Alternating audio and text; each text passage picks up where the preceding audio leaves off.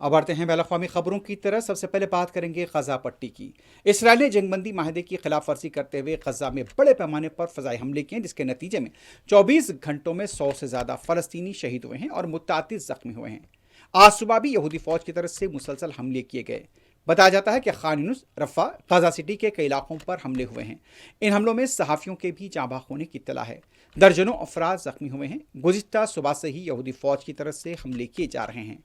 अचानक यहूदी फ़ौज के हमलों से गजा के अवाम में एक बार फिर बेचैनी देखी जा रही है।